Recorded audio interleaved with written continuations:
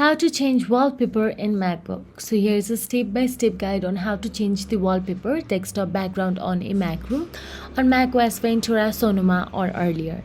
So let's get started.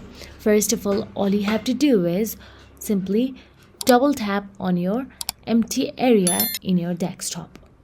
So here, as you can see, we are in the desktop screen. Double tap and from the drop down tap on the change wallpaper option available there.